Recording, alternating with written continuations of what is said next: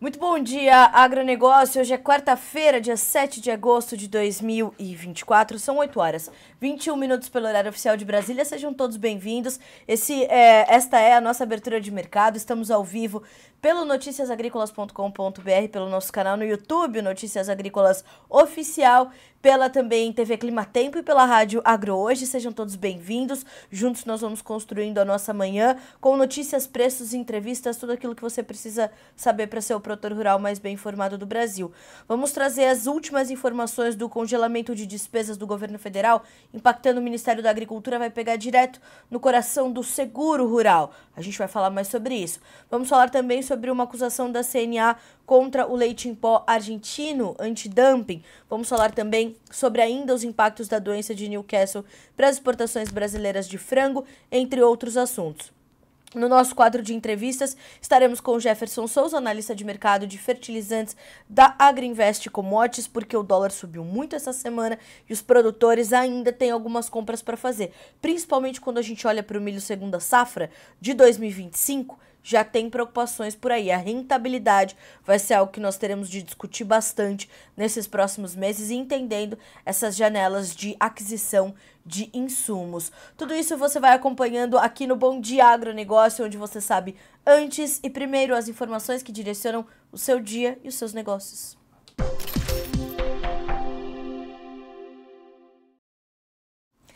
Vamos direto para a nossa rodada de preços, vamos checar o mercado, como as bolsas internacionais já estão trabalhando nessa quarta-feira. Bom, vamos direto à Bolsa de Chicago para começar os nossos trabalhos. Nós temos queda de 1,3% para a soja, que vale agora, redondinhos, $10 por bushel, o contrato setembro. Então o mercado vem testando aí algumas mínimas. Essa semana tem sido bastante pesada e o mercado então cai para os $10 por bushel. Já a gente vai falar um pouco mais também sobre o mercado da soja.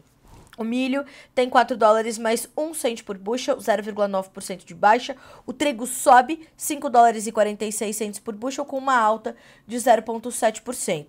Nós checamos ainda os derivados de soja, futuros de óleo e farelo. E o farelo destaca-se na baixa, 1,6% de queda para $321,40 por tonelada curta.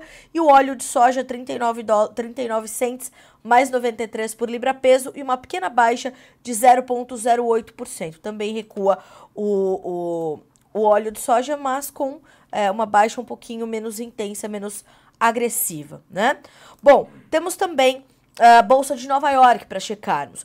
Café subindo 2,7%, vai a $2,42 mais 30 por libra-peso. O açúcar, 18 cents mais 6 por libra, uma alta também forte de 1,06%. O algodão, 66 cents mais 94 por libra-peso, com uma queda de 0,5%. E o petróleo, com ele nós começamos a checar os demais grupos de commodities, sobe forte hoje, 1,7% de ganho para o petróleo WTI, que vale neste momento, vamos conferir, $74,44 por barril, 1,7% de alta reforço. Mesmo ganho para o Brent, que é o reflexo do quadro global de oferta e demanda, valendo $77,77 por barril.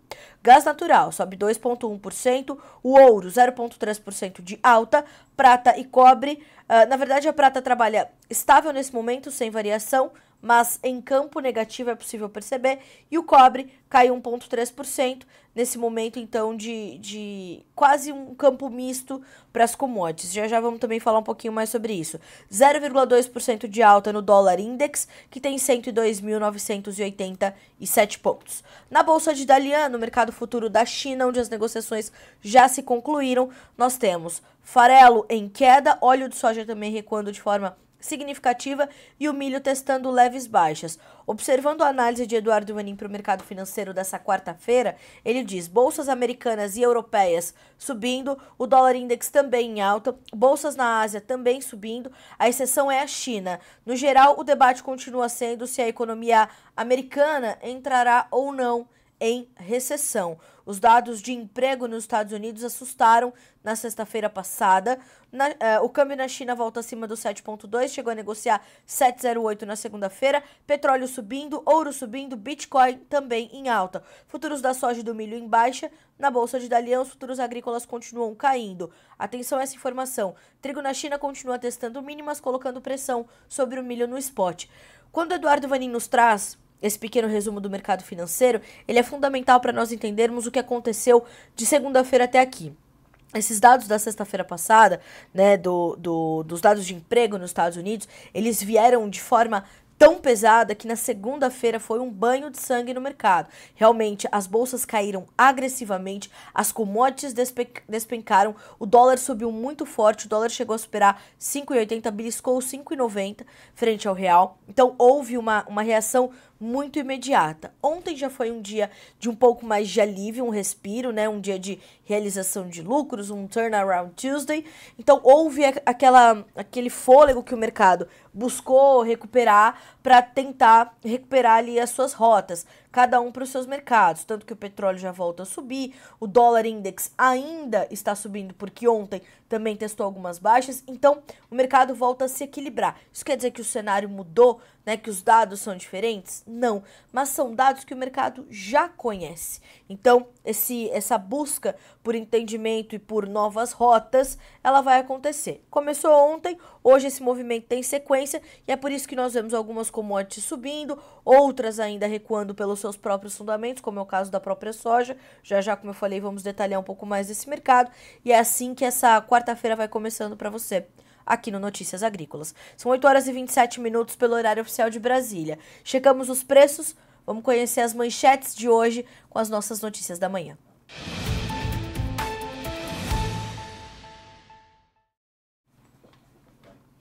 Bom, vamos começar trazendo mais informações direto do governo federal, porque recentemente a equipe econômica do governo, incluindo o ministro da Fazenda, Fernando Haddad, do Orçamento, a ministra Simone Tebet, trouxeram ali o detalhamento de um novo congelamento das despesas do governo federal. E claro que houve ali nesse primeiro momento, né, um indicativo de onde essas despesas seriam cortadas, onde elas ficariam, né, os gastos ficariam contidos, e agora as informações partem direto do Ministério da Agricultura e o ministro Carlos Fávaro trouxe uma notícia muito preocupante, confirmando cortes no orçamento do seguro rural. Isso é muito grave, né? Bom, a notícia dá conta de que duas áreas consideradas prioritárias para o governo, para a política agrícola, deverão ser afetadas pelo congelamento de despesas do orçamento federal nesse ano: o seguro rural e a política de garantia de preços mínimos. Dos 15 bilhões congelados no orçamento deste ano, para cumprir a meta do resultado primário do governo e obedecer ao limite de gastos, 453 milhões de reais serão contingenciados ali da pasta do Ministério da Agricultura. Os cortes serão maiores na Política Geral de Preços Mínimos, a PGPM, e menores também para o seguro rural, mas as duas áreas serão impactadas de forma significativa, segundo uma fonte do governo ouvida sem querer se identificar, né, pelo jornal Valor Econômico. A reportagem apurou ainda que deverão ser bloqueados cerca de 240 milhões de reais do programa de preços mínimos e quase 50 milhões de reais do seguro rural. A PGPM, o Programa de Preços Mínimos, engloba ações de compras públicas, formação de estoques e operações de sustentação de preços. Está ligada a uma das apostas do governo, o lançamento de contratos de opções de venda para estimular a expansão e a diversificação do cultivo de arroz no país, como medida para reduzir os preços finais aos consumidores. Questionado sobre o tema em um evento ontem em São Paulo, o ministro Carlos Fávaro confirmou que os orçamentos do Seguro Rural e da PGPM vão, de fato, sofrer cortes. Durante o CIAVES, que é o Salão Internacional de Proteína Animal, o ministro disse a jornalistas que o foco principal dos cortes estará na política de garantia de preços. Abre aspas para o ministro Fávaro. Não quero cortar no seguro, talvez um pouquinho para ajustar a conta vai ser preciso cortar. Apoio à comercialização vai ser um setor que vamos cortar mais recursos, há poucos produtos precisando de apoio à comercialização no momento. A possível redução, fecha aspas para o ministro Fávaro, a possível redução no orçamento do PSR, que é o Programa de Subvenção ao Seguro Rural, preocupou o setor produtivo e as seguradoras que atuam nesse mercado. Neste ano, porém, há um agravante a mais, como o governo destinou um valor específico para o estado gaúcho, para o estado do Rio Grande do Sul, de 210,8 milhões de reais, o risco está ainda mais concentrado, segundo avaliaram duas fontes do setor que preferiram também manter o anonimato, tamanha delicadeza da pauta, né? Se houver cortes nos recursos gerais do Programa de Subvenção ao Seguro Rural, destinado a subsidiar a contratação de apólices aos demais estados neste segundo semestre, o apetite das seguradoras ficará ainda mais limitado. E esses 210 milhões destinados ao Rio Grande do Sul não serão alvos de cortes, vem aí pelo menos uma boa notícia, pois fazem parte do orçamento extraordinário para a adoção de medidas de reconstrução pós-catástrofe climática. No caixa geral do programa, portanto, que era de 947,5 milhões de reais no início do ano, há ainda 454,7 milhões de reais disponíveis para aplicação em todo o país, sobretudo na subvenção de cultivo de grãos como a soja, por exemplo. Bom, o que isso nos sinaliza? Né? Isso nos aponta e nos deixa claro que o seguro ainda é um programa muito frágil e que o governo, de forma ainda pouco consistente, olha para essa situação. Né? E quando olhamos para isso, fica ainda mais evidente que o produtor tem razão de se mostrar tão angustiado para essa próxima safra diante do que viveu no ano passado, diante das margens apertadas, dos preços das commodities bastante achatados.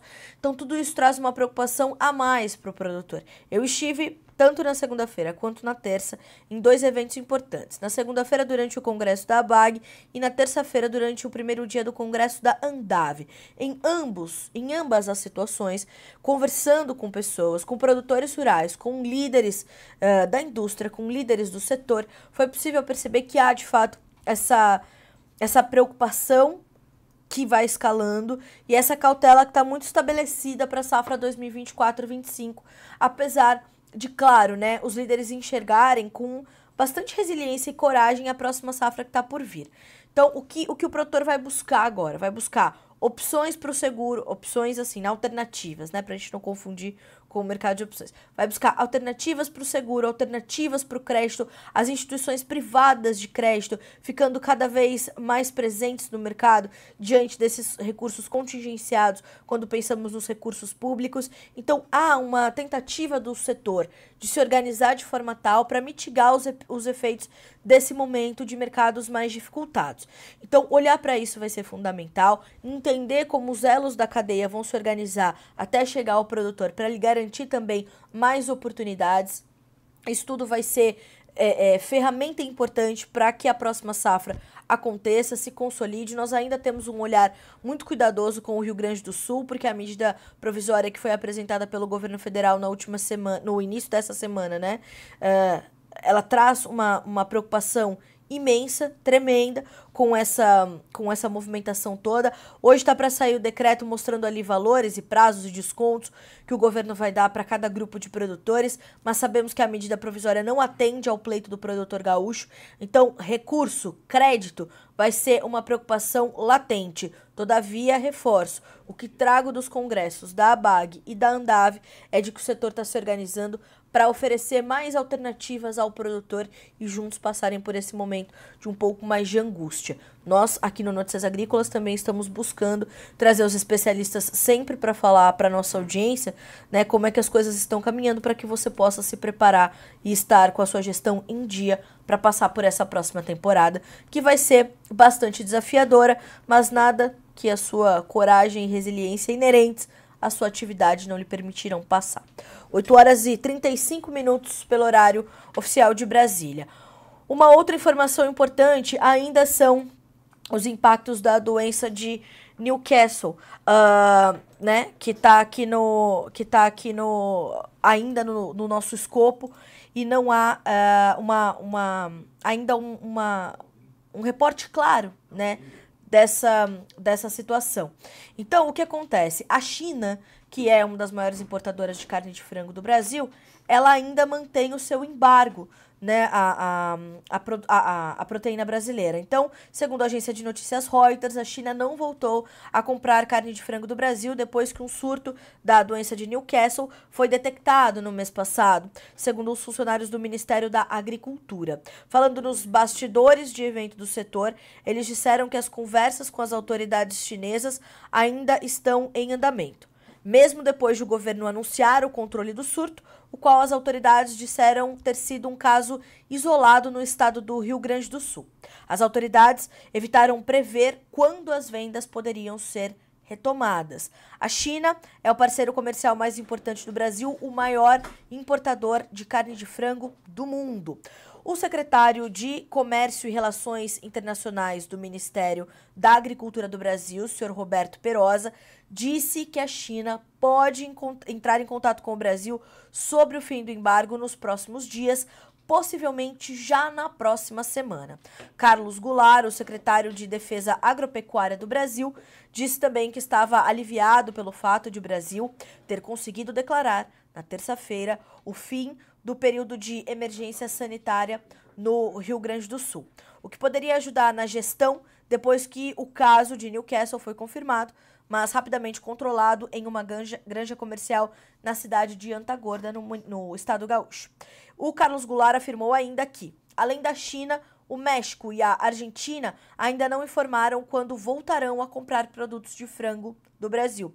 Em relação à China, em particular, ele afirma que não pode prever quando Pequim irá novamente autorizar as importações. As autoridades do governo brasileiro afirmaram repetidamente que todas as informações necessárias já foram entregues às autoridades dos demais países, dos nossos importadores, e estão com tudo em dia, né? Todas as informações estão em dia, fora que as autoridades brasileiras também já notificaram a Organização Mundial de Saúde Animal, a ONSA, da erradicação do foco. Está totalmente controlado, isso aconteceu muito rapidamente, há um prazo de 90 dias, salvo engano, para que haja, né, a erradicação e a notificação. Isso aconteceu muito antes de 90 dias, né? Nós não levamos nem 20 dias para fazer tudo isso, porque foi um caso isolado, enfim, os protocolos foram rapidamente adotados e houve, portanto, essa rapidez, essa celeridade em atender, em controlar este caso. Agora é entender como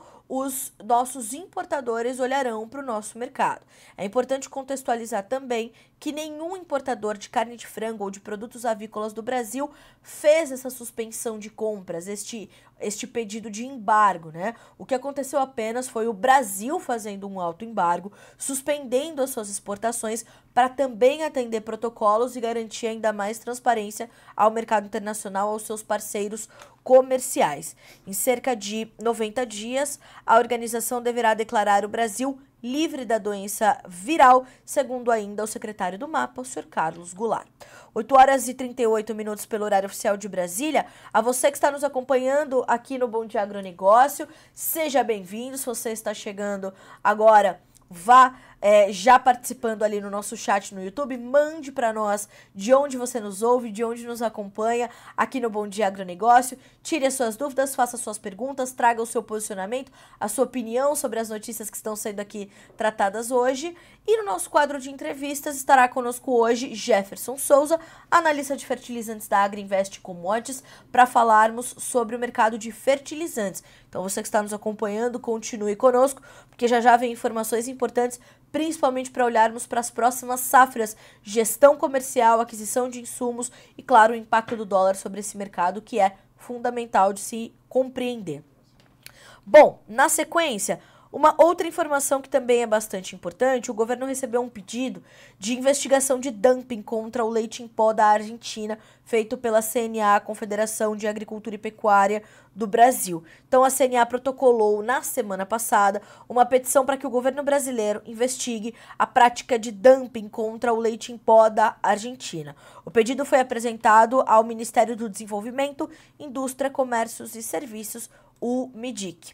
O objetivo, segundo a CNA, é corrigir distorções geradas pela aplicação de subsídios do governo argentino à produção de leite ao longo do ano de 2023. O prazo máximo para abrir a investigação é de até 90 dias. A CNA afirma ainda que a abertura vai ocorrer, acredita, na verdade, que a abertura deve ocorrer em regime de urgência e, se aberto, o processo pode durar até 18 meses, período em que são demandadas diversas informações complementares, abre aspas, para o senhor Guilherme Dias, em uma nota que é o assessor técnico da Comissão Nacional de Pecuária de Leite da CNA. Ele diz: temos certeza de que o caso é robusto, em que pese a prevalência do livre mercado, a Argentina, principal país de origem, responsável por metade do volume, aplicou subsídios diretos à produção de leite, gerando artificialidade nos preços e concorrência desleal com o produto brasileiro, fecha aspas para Guilherme Dias. Ele explica ainda que o Departamento de Defesa Comercial do Ministério de Desenvolvimento, Indústria e Comércio é um órgão extremamente técnico e que já reconhece a gravidade da situação. Por isso, a CNA acredita que essa tramitação da iniciativa pode ser acelerada. Caso nós tenhamos a confirmação disso, ainda segundo a avaliação da CNA, fica claro que a produção de leite nacional brasileira ela é ainda mais prejudicada pelo produto que chega de forma importada, dos países vizinhos, em especial aqui do Mercosul, reduz as margens dos pecuaristas, limita o crescimento do setor e provoca o abandono da atividade. Algo que nós temos visto de forma bastante evidente já desde 2023, a pecuária leiteira entrou numa crise, num buraco sem fundo, e isso é muito grave, isso é muito sério, isso inclusive provocou já a saída de milhares de pecuaristas de leite da atividade, deixaram a atividade. No ano passado, o Brasil importou um volume recorde de leite de 2,2 bilhões de litros, em 3 anos 4,3 bilhões. Segundo a CNA, o leite em pó integral e desnatado é o principal item importado, com mais de 71% do volume em 2023, e a Argentina é a nossa principal origem fornecedora. Por isso a importância de se entender o subsídio ou não esta prática de dumping contra o leite argentino. É uma pauta séria e realmente precisa dessa celeridade.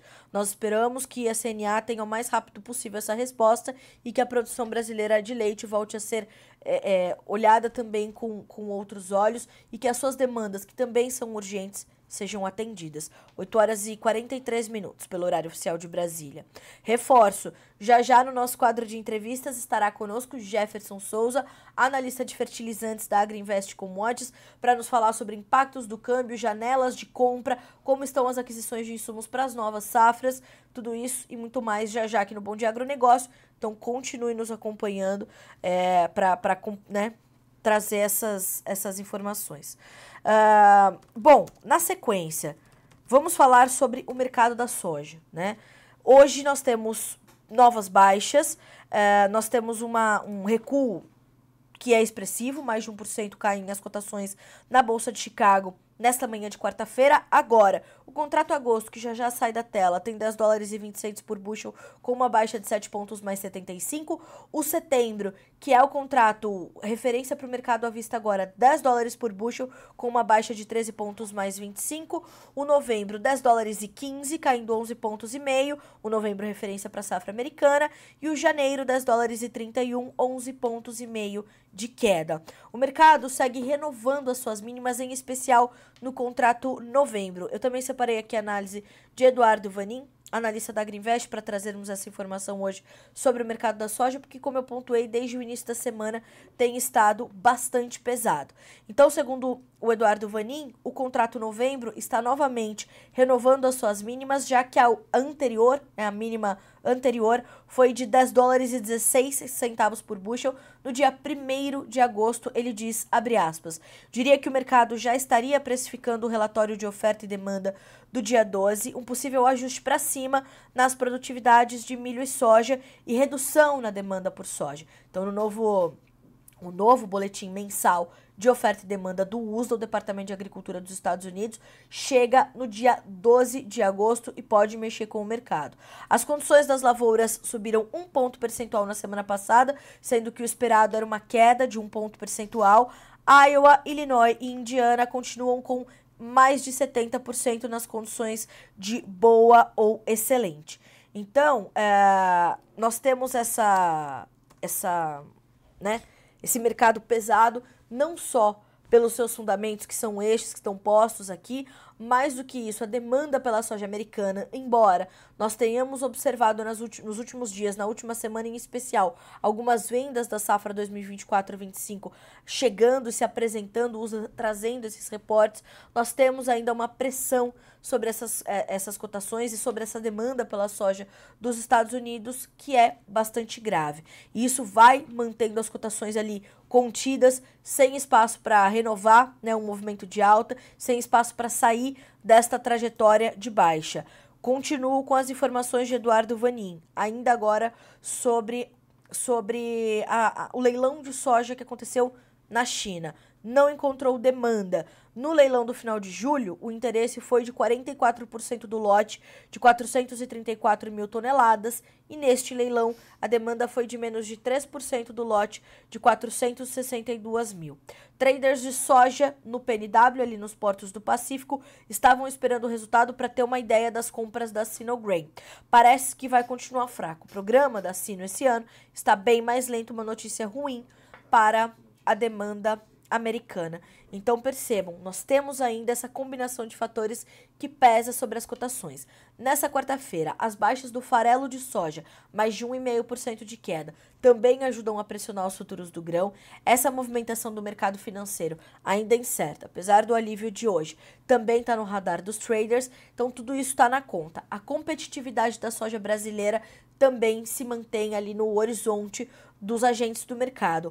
Ontem, durante uma palestra lá no Congresso da Andave, o consultor de mercado Carlos Cogo, da Cogo Inteligência em Agronegócio, pontuava como nessa toada de reconstrução da oferta, reconstrução dos estoques, em especial a partir da safra 2024-25, com uma possibilidade de safra cheia nos Estados Unidos e de uma grande safra que vem do Brasil. Até este momento o clima precisa ajudar, tem a perspectiva de um novo Laninha. O Laninha, quando chega ao Brasil, nós temos históricos de safras cheias por aqui. Nós temos então essa projeção de uma safra também robusta vinda do Brasil. A pressão sobre os preços é inevitável. Mas para 2025 e para este final de 2024, a notícia positiva ela chega também dos prêmios. Como há um interesse forte pela soja do Brasil, os prêmios vão se mantendo positivos, né? Nós temos um momento de preços em alta, de prêmios em alta. Então, isso ajuda a equilibrar o mercado, tal qual se apresenta o dólar, também trazendo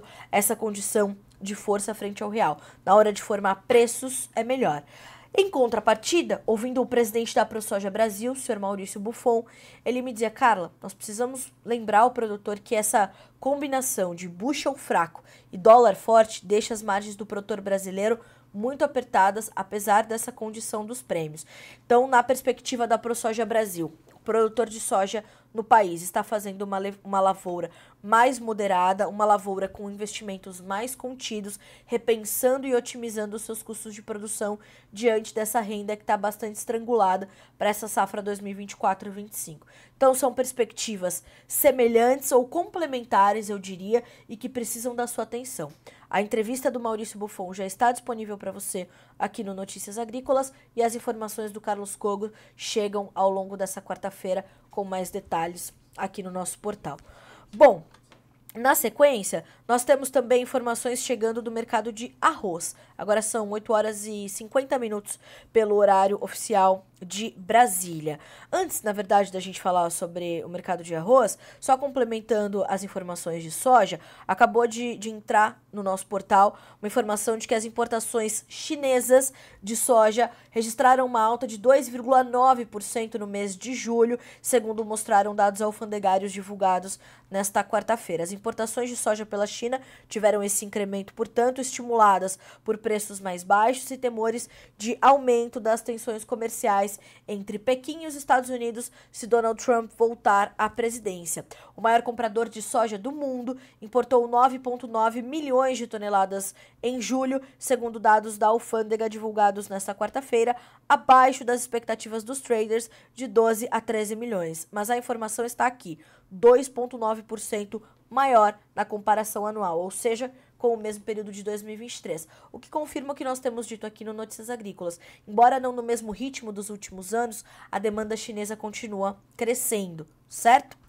8 horas e 50 minutos, nós vamos falar rapidamente aqui sobre o mercado de arroz, porque o CPEA indica uma manifestação de alta para os preços pelo 4º mês consecutivo aqui no mercado brasileiro. Inclusive ontem, Evandro Oliveira esteve no Bom Dia Agronegócio, dando essas informações que o Brasil precisa inclusive dar um gás nas suas exportações para que não vá competir com os Estados Unidos, que trazem a sua próxima safra já em setembro e de forma bastante competitiva. Veja só, o que nos informa o CPEA neste 7 de agosto. Em julho, os preços do arroz em casca subiram pelo 4º mês consecutivo, mantendo o movimento de recuperação e amenizando a queda anual acumulada para 7,3% em termos nominais. Segundo os pesquisadores do CPEA, o impulso veio, sobretudo, do maior interesse comprador de tradings com destino à exportação, combinado a uma elevação do dólar. A disputa pelo produto também favoreceu ajustes nos valores de ofertas de compra para atrair vendedores, principalmente para o arroz depositado, conforme explicam pesquisadores do CPEA. Então, nós temos essa movimentação, né, essa recuperação dos preços, mas é preciso pontuar também esta queda, né, nas cotações que vieram se acumulando e alcançam então 7,3%. Então temos esse peso, né, e vamos acompanhando, vamos entender como é que se comporta, portanto, esse mercado daqui em diante. Bom, nós temos então, reforço a vocês na sequência, Jefferson Souza, analista de fertilizantes da Agrinvest Commodities. Mande as suas perguntas, tire suas dúvidas, enquanto a gente faz aqui um rápido intervalo e faz a conexão com o Jefferson. Vá se adiantando e mandando aqui as informações, as suas perguntas para ele, e ao longo da nossa entrevista a gente vai respondê-las. Num segundinho, a gente está de volta para te trazer essas informações. Quando a luz do dia chega, a gente já tá indo, botando o pé na terra e a mão na massa. Alguns dizem que é uma escolha, mas eu acredito que seja uma vocação mesmo. E modéstia à parte, a gente faz bem o que faz. Mas é justamente quando a gente sabe bem o que fazer, quando domina o assunto, que o trabalho manual pode entrar no automático. E aí detalhes escapam da nossa atenção. E a nossa intenção é justamente iluminar essas possibilidades. Quando for descarregar alguma carga próxima a uma rede elétrica, verifique antes se a caçamba do caminhão irá pegar nessa rede. São pequenos cuidados que evitam acidentes e salvam vidas. Dessa forma, no final do dia você pode voltar tranquilamente para os braços de quem te ama. Uma campanha Energisa e AproSoja.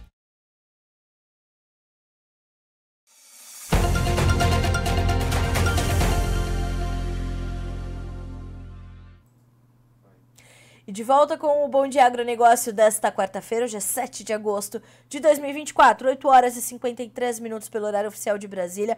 Hora de entendermos qual é o atual momento do mercado de fertilizantes, o impacto dessa alta expressiva e explosiva dos últimos dias no nosso quadro de entrevistas aqui na nossa abertura de mercado, no nosso Bom Dia Agronegócio.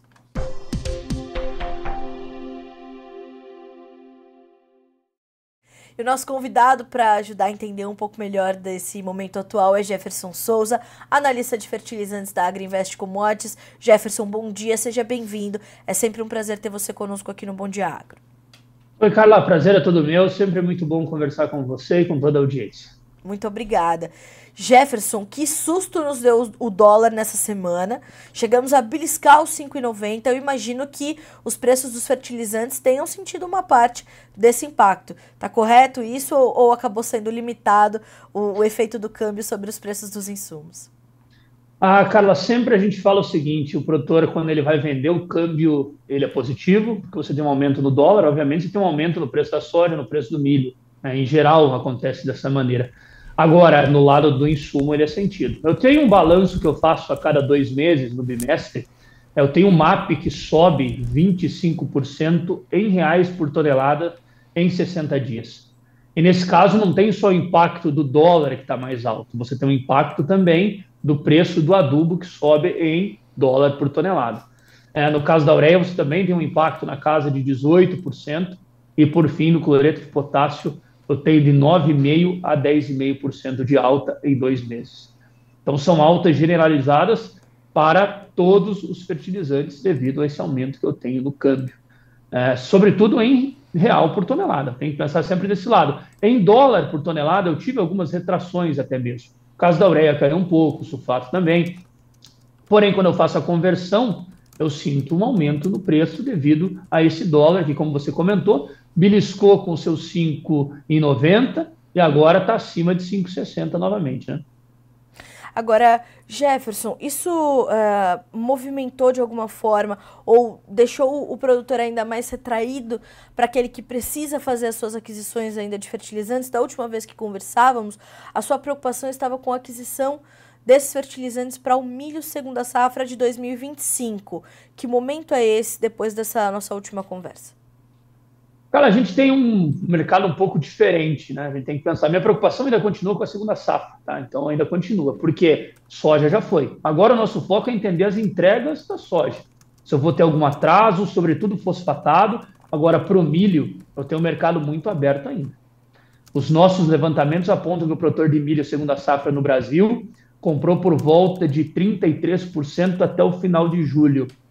A média para o período seria na casa de 45% a 48%. Então, quer dizer o seguinte, que eu tenho um atraso nas aquisições para a segunda safra.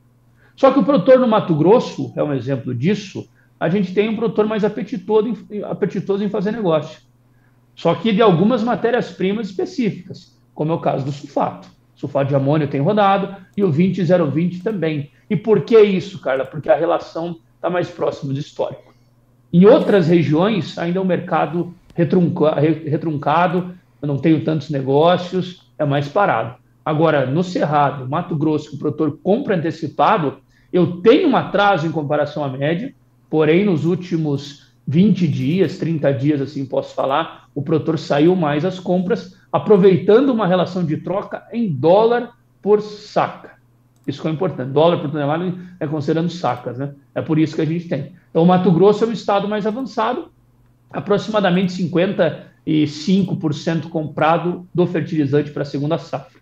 Porém, se eu for olhar a média para o período de 5 anos, o produtor no Mato Grosso estaria com seus 75% comprado já. Então, ele avançou, porém, ele não chegou na média de 5 anos ainda.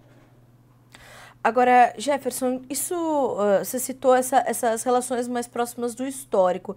As relações de troca, elas se beneficiaram de alguma forma? Houve uma melhora para que houvesse essa aproximação do histórico? Houve uma melhora. No Mato Grosso, sobretudo, eu senti que o produtor teve uma condição melhor para comprar 2 produtos, sulfato de amônio e 20,020, que ele acaba utilizando por lá. Então, ele fez essas aquisições, ele aproveitou as oportunidades. E, ao meu ver, Carla, é uma oportunidade para o produtor que já decidiu que vai plantar milho. A discussão que nós temos é uma discussão um pouco mais complexa do que nas outras safras. Eu tenho produtores que ainda não decidiram se vão plantar milho ou não. É por isso que ele não consegue comprar o fertilizante ainda. Agora, aquele produtor que ele já sabe que ele vai plantar X hectares de milho, ou pelo menos tem uma noção mais clara, eu acredito que seja uma oportunidade para ele olhar esses 2 produtos, sulfato de amônio e o 20,020. A ureia está um pouco acima ainda, porém, dependendo da negociação que ele tiver, se ele tiver uma valorização do milho, ele pode chegar até perto de uma média, mas ela está ainda, pelos meus cálculos, um pouco distante. E essa condição desses dois grupos, o sulfato de amônio e o 20,020, aqui nós podemos atribuir essa movimentação dos preços olhando especificamente para os produtos e não para a relação de troca, Jefferson? O milho deu uma melhorada, né? Se eu for pensar no Mato Grosso, o milho melhorou um pouquinho, tanto em dólar como também em real, tanto o spot, o disponível, como também o milho futuro, e eu tive uma retração no sulfato de amônio também. Isso acaba privilegiando. A ureia também deu uma recuada. Tudo isso que eu estou falando para você, Carla, é em dólar. Eu tenho que separar um pouco as coisas nesse momento. Eu tenho fertilizante em dólar por tonelada e fertilizante em real por tonelada. Em real, a pressão de alta ela acontece devido ao que nós estamos vendo no preço do câmbio aqui no Brasil. Agora, quando eu olho para o fertilizante em dólar, propriamente dito, eu tive uma condição mais atrativa e incentivou o produtor a tomar essa posição. Ainda mais o produtor mato-grossense, que é um produtor que tradicionalmente compra esse fertilizante antecipado. Então, para ele foi mais benéfico.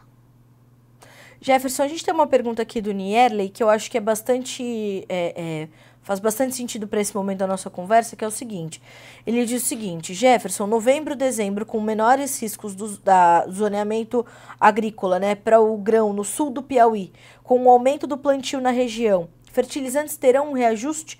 É possível dizermos de quanto? É possível dizer que essas regionalidades também alcançam o mercado de fertilizantes, caso tenhamos um aumento de área nessa região, por exemplo, ali no sul do estado piauiense, os preços dos fertilizantes ali na região podem sofrer um ajuste para cima, Jefferson? Ela é muito regional nesse caso, né? Você está falando de uma particularidade muito regional. Assim, o que eu vejo, você tem também uma questão, se ele planta mais tarde, ele pode ter aí uma janela um pouco mais atrativa. Vai depender, obviamente, da forma com que ele comercializa. Agora, se você julgar que a partir de uma micro-região você vai ter um incremento no preço, eu particularmente não vejo muito isso acontecendo. A gente tem que pensar como um todo. A gente está falando de uma região muito específica. Talvez o consumo por lá de fertilizantes não seja tão expressivo assim como se parece. Agora, pode ter, se as empresas não estiverem tão bem posicionadas, pode ter. Né? Só que eu tenho que olhar bastante também para o que está acontecendo no Brasil e mundo afora. Porque só uma micro-região, ela não consegue determinar muito se o preço vai subir ou não. Talvez você fique mais acirrado entre as empresas, alguma coisa do tipo. Mas aí, nesse caso, eu estou falando de algo muito, muito regional. Particularmente, eu acho que a tendência macro, nesse caso, ela tem um peso maior. Certo. Nós temos uma outra pergunta aqui do Mário Klein, que diz o seguinte: ele é de Passo Fundo, no Rio Grande do Sul. Jefferson, continuamos na expectativa da queda dos preços dos fosfatados. Isso faz sentido ainda? Na sua última entrevista também você chamava atenção para essa pressão de alta nos preços dos fosfatados, momentos bastante significativos de preços em patamares, né, elevados. Como é que a gente está para os fosfatados e faz sentido essa espera do Mário ainda por esse reajuste para baixo, Jefferson? Carla e Mário, o fósforo esse ano foi o calcanhar de Aquiles. A gente todos os anos pode elencar calcanhares de Aquiles. Esse ano o fósforo foi o calcanhar de Aquiles. Fósforo é o protagonista, Carla. Eu vou te dizer o seguinte: ele deixou para trás cloreto, deixou para trás ureia, deixou para trás sulfato. Desde o começo do ano eu só tenho recebido questões envolvendo o fósforo. E, infelizmente, o que eu vejo, Mário, é que a situação no Brasil ela não é adequada. Ela não é uma situação tranquila de oferta. Nesse momento, eu tenho uma restrição de supertriplo, eu tenho uma restrição de MAP. E, globalmente falando, eu também não estou confortável. Nós provavelmente entraremos no mês de outubro, na temporada indiana, e eu falo da Índia por quê? Porque ela é uma grande consumidora, com os estoques de passagem lá embaixo. Então, quer dizer que o Brasil está apertado de oferta, os indianos estão apertados. Então, para eu vislumbrar uma queda para fósforo no curto prazo, é mais difícil. E outra coisa, as empresas estão hoje numa batalha para poder receber esse produto que já foi comprado. A gente vê algumas incertezas se vão conseguir receber na janela. Então, o cenário é muito obscuro para fósforo ainda, para eu dizer para você, Mário, que o preço vai cair para você comprar para soja. É mais difícil, porque a tua janela ela vai também se encurtando nesse momento. E a preocupação que o mercado tem é de que realmente tem um atraso nas entregas, de uma certa forma, ou quem sabe um apagão, como está acontecendo em algumas matérias-primas de fosfatado, que é o supertriplo. Você não tem oferta. Já faz uns 40 dias que eu pergunto o preço, não tem o supertriplo, não tem o supertriplo. Então, esse ano, o fósforo ele pegou realmente o Brasil numa situação bem, bem delicada. Para você ter uma ideia até, complementando a minha resposta, eu estou com a maior diferença praticamente da história entre MAP e cloreto. Se eu for pensar num gráfico histórico e traçá-lo você vai perceber que a diferença de preço de um MAP para um cloreto é a maior diferença praticamente nos últimos 10 anos. Então significa que realmente a situação do fósforo ela foi muito complicada em 24 e 25. Em resumo, para a soja, eu acho difícil o mercado retrair. A não ser que você compre mais tarde, realmente um calendário atípico, mas eu acho difícil, bem complicado. Quem sabe mais olhando para frente, pode ser que nós tenhamos alguns reajustes pela retração da demanda. Agora, curto prazo, Carla e Mário, eu acho difícil. Bom, Eu vou fazer a próxima pergunta, que é do Cláudio Roberto Belli, antes da gente falar um pouquinho mais das relações de troca para soja, Jefferson. O Cláudio te pergunta o seguinte: bom dia, em relação à ureia para milho normal, uso em outubro, ainda teremos condições favoráveis? Eu acho que sim, eu acredito que sim. A gente está vendo o mercado aos poucos retraindo. A única coisa, atenção, é esse câmbio que a gente conversou. Não adianta nada, né? Eu caí US$ 5 aqui a tonelada e o câmbio subiu um pouco. Aí o produtor vai comprar, ele fala, não, mas o preço até subiu na lista. Então ele subiu não pela cotação em dólar, ele subiu porque o câmbio subiu. E aí, claro, ele tem que ver se o impacto chegou no grão. O impacto chegou no grão, excelente. A tua relação de troca melhorou. Agora, se o dólar subir e você não tiver uma resposta no teu grão e só no insumo, infelizmente você perdeu o poder de compra. Então, nesse momento, a gente vai ter que olhar esses dois lados. Em dólar, a gente sente que o mercado está mais fraco. Agora, olhando o câmbio, eu não posso afirmar. O câmbio, a gente fala, se você juntar 5 economistas em uma sala para discutir câmbio, terão 6, 7 opiniões diferentes. Então, não é tão simples a gente dizer, olha, vai chegar lá no mês de outubro, nós vamos ter um ambiente tranquilo. Não dá para dizer. Agora, em dólar, está recuando aos poucos. Se a gente tiver, quem sabe, mais um arrefecimento no câmbio, pode ser uma oportunidade agora de o produtor aproveitar essa queda que eu tenho em dólar, aliada a uma retração cambial, que ele vê uma melhora prática no preço. Isso é tão importante, né, Jefferson? Porque quando você traz esse reforço em cada uma das suas respostas sobre essa condição de olhe o preço em reais por tonelada, olhe o preço em dólares por tonelada. Em praticamente todas as suas entrevistas, para não dizer todas, nós falamos sobre a importância de fazer as operações com as moedas casadas sempre. Não dá para, nesse momento, descasar as moedas, porque o câmbio segue extremamente volátil e as commodities seguem no momento de certa pressão ainda. Os preços estão achatados e a margem do produtor está muito conectada a essa gestão comercial que ele vai fazer, principalmente olhando para esse casamento de moedas, né? Sem dúvida, Carla. Você falou uma das coisas mais importantes que nós falamos em gestão de risco. Não descase moedas. Não descase. Nesse momento, o descasamento de moedas é você estar jogando contra você mesmo. Ou você pode acertar, ou você pode dar um tiro no pé, infelizmente. Em um momento em que você tem uma corda bamba, que é o que nós estamos vivendo hoje para algumas culturas, eu digo uma corda bamba é o seguinte, qualquer deslize é prejuízo. Você não pode arriscar. Comprou em dólar, venda em dólar. Comprou em real, venda em real. Não descase moeda, não queira especular com um negócio que não tem uma direção clara, que é o câmbio.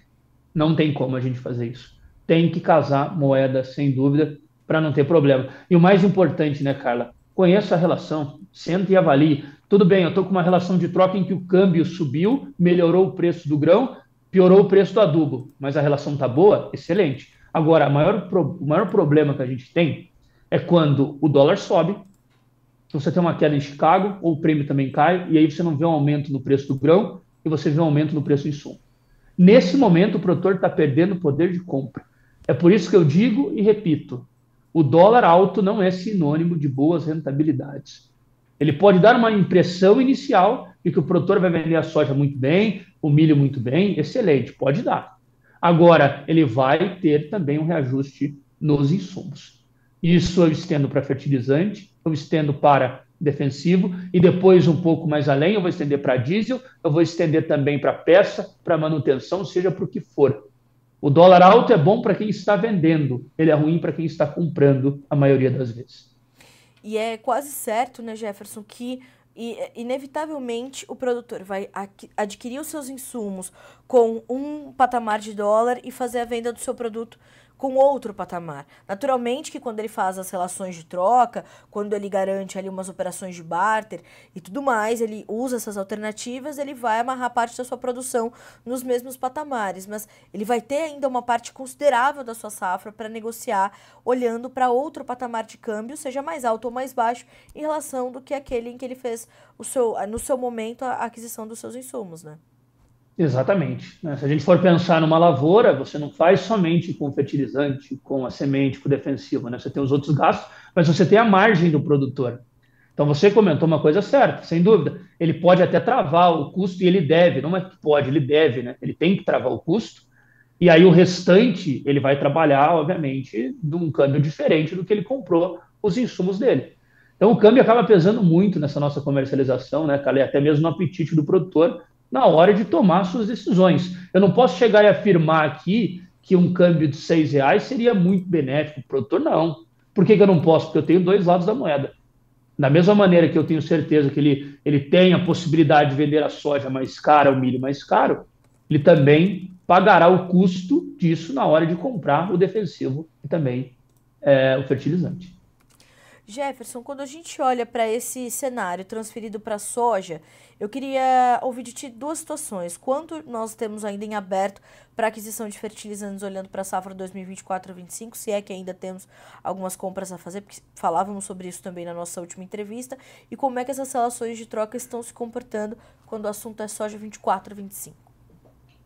Carla, o nosso último levantamento apontou que o Brasil teria 12% para fazer. Eu atingi 88% no dia 27 de julho, aqui no Brasil, comprado para soja. Um número parecido com a média histórica, segundo os dados que nós temos internamente. O que eu tenho de relação de troca nesse momento? O MAP totalmente fora. Para você ter uma ideia, é a pior relação que eu tenho em 9 anos para esse período do ano. Ela só está perdendo para a guerra, mas a guerra aconteceu ali, abril, maio, e depois ela caiu. Então, hoje, é a pior relação que eu tenho na série histórica, que eu acompanho de 10 anos, para o período do mês de agosto. É extremamente fora dos padrões. Fora dos padrões que eu falo em 10 sacas acima. Isso representa para o produtor um custo muito maior de fósforo do que ele tinha. Agora, o potássio, ele está com uma relação de troca abaixo. Vou dar o exemplo do Mato Grosso. Mato Grosso tem relação de troca de 20,5, 21 sacas à vista de potássio hoje, ainda. O mercado do Mato Grosso está com 98% comprado. Eu não conheço ninguém que precisa comprar cloreto, a não ser um planejamento novo. Produtor planejado, que decidiu já o seu manejo, não precisa comprar cloreto. Mas a relação está boa. A gente ficou o ano inteiro, cara, com uma relação abaixo da média para o cloreto. Eu sempre falo nas nossas conversas, o cloreto salvou a lavoura. Quando eu falo em fertilizante, o cloreto salvou a lavoura. Por quê? Se eu tivesse um cloreto alto, tivesse um fósforo alto, os custos iam subir dos fertilizantes. Agora, o conjunto da ópera, ele não foi tão ruim, porque o cloreto contribuiu para isso. Então, o produtor, ele comprou, infelizmente, MAP a $800, mas ele comprou cloreto a 390. Sim. Isso aqui é um exemplo claro, isso aqui não é da minha cabeça, isso aqui é um negócio que saiu no mercado. O produtor que pagou 800, pagou 390. Qual a combinação? A combinação é perfeita? Não, mas ele é dentro da média. Ela não é um negócio que você fala, poxa, estou gastando 15 sacas por hectare, isso pensando, obviamente, à vista. Eu tenho produtores que gastaram 11,5 sacas, tem produtores que tiveram excelentes relações para 18, porque o cloreto ajudou na conta. Então, vamos falar assim, o balanço que eu tenho para a soja é que, embora nós tenhamos um MAP alto, um fósforo alto, o cloreto está compensando esses aumentos e, de uma certa forma, dando um ambiente mais próximo da média. Nesse momento, está bem acima. Agora, o produtor que comprou em junho, comprou dentro da média. Nós falávamos também, Jefferson, na nossa última entrevista, e isso fica mais evidente agora, de que nós temos um cenário de margens para o produtor que já fez a aquisição dos seus insumos, isso não só nos limitando a fertilizantes, mas aquele produtor que fez a aquisição dos seus insumos há 2, 3 meses e aquele que ainda precisa comprar alguns itens. Ele vai ter cenários completamente diferentes de margens quando a gente pensa tanto no milho segunda safra 25 quanto na soja 24-25, né? Inevitavelmente. Para a soja, sem dúvida, cara. Sem dúvida. Ele vai ter um cenário diferente. Embora ele vai vender o grão mais caro, só que eu digo uma coisa, o grão, ele subiu. A soja subiu. Agora, o percentual que a soja subiu é menor do que o insumo subiu.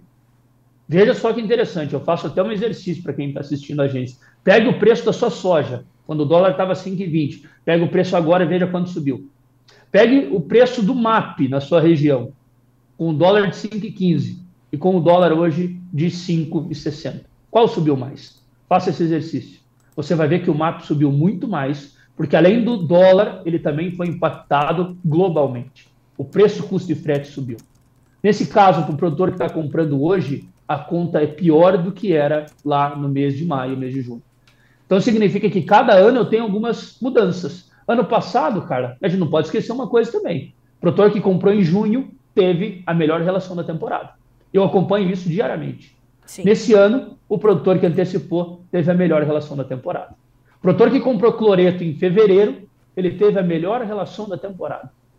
Não está ruim a relação agora, mas a melhor que eu tive no papel foi em fevereiro. E ano passado, a melhor relação foi em junho. Então, significa que não tem um padrão que eu posso chegar e simplesmente dizer aqui para vocês, pessoal, historicamente, essa data que melhor atende o produtor. Isso não existe. Cada ano ele nos reserva uma surpresa diferente. Ano passado, quem comprou MAP em junho teve a melhor relação da temporada. Esse ano, quem comprou em junho está tendo e teve a pior da temporada. Então, não existe um padrão. E assim a gente responde o Henrique da Nutritec, do Rio Grande do Sul, que diz assim, ó, um bom momento para trabalhar na compra de fertilizantes, com o dólar neste valor, qual o melhor momento a observar? Isso tudo vai depender, né, Jefferson, de quanto ele já comprou, quanto precisa comprar, porque certamente nesse momento o dólar tem um impacto agressivo e direto, mas no histórico é preciso entender quanto precisa ser adquirido. Não só os anos são diferentes, né, Jefferson, como a situação de cada produtor também é muito particular e os melhores momentos são diferentes para cada profissional, né? Sem dúvida. Nesse caso, alguns não tem muito segredo, né, cara? Vamos falar de um cloreto, não tem segredo. Cloreto tá bom. Agora, Pra em todos, casos né? exatamente, exatamente. Agora, em casos particulares, aí eu preciso sentar e conversar com a pessoa. É o caso da ureia, agora no Mato Grosso. As minhas conversas com os produtores têm sido essas. Vamos lá, será que eu estou num bom momento para a ureia? Vamos sentar e vamos fazer conta, entender a sua realidade. Agora, o sulfato, eu posso dizer, ele está bom para boa parte dos produtores. Para alguns, ainda eu sinto uma certa dificuldade no preço do grão. Agora, para outros, o sulfato está bom. O 20,020 também daria jogo, se a gente for pelo jogo que eu digo, é relação de troca, né? A gente tem que pensar que tudo que eu estou falando é um jogo de números, é uma combinação. Então, se você conseguir encaixar o preço de venda com o preço de compra, você faz um bom negócio. E no Mato Grosso está acontecendo isso. Eu digo que o produtor mato-grossense ele tem uma habilidade muito boa em fazer essa questão de relação de troca, acompanhar muito bem. Algumas regiões não olham tanto isso. Agora, o Mato Grosso ele está presente em todas as discussões que eu tenho, relação de troca. É muito mais importante do que o preço nominal. Eu falo o seguinte, cara, eu falar para você aqui, $500 a tonelada de um produto é bom ou é ruim? Eu não posso dizer que é bom ou é ruim se eu não olhar o produto dele. Se o produto dele está remunerando bem ou não. Se estiver remunerando, pode ser boa. É isso que a gente tem que olhar. Jefferson, como sempre, né? Muito obrigada por análises tão completas, orientações ao produtor que nos acompanha por aqui. Você viu que, né, as perguntas vão chegando, então o produtor está muito atento às suas informações, às suas análises e orientações. Obrigada mais uma vez por estar conosco aqui no Bom Dia Agronegócio. Você já é de casa, volte sempre, meu amigo. Obrigada. Carla, eu que agradeço também todos os colegas que perguntaram e contribuíram. Sempre é um prazer conversar com vocês. Muito obrigado. Obrigada, Jefferson. Ótima semana para você. Até a próxima. Até a próxima.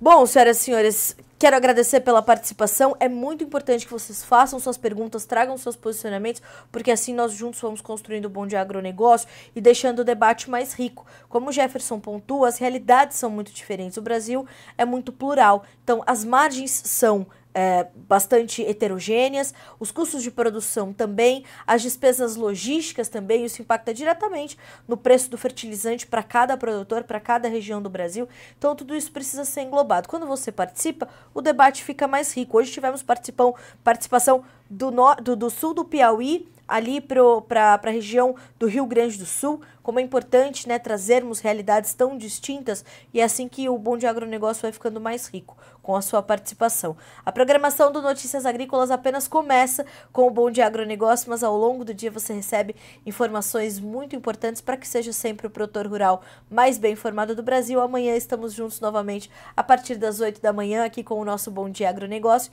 como acontece de segunda a sexta-feira. Eu te desejo uma ótima quarta-feira de bons negócios. Até amanhã.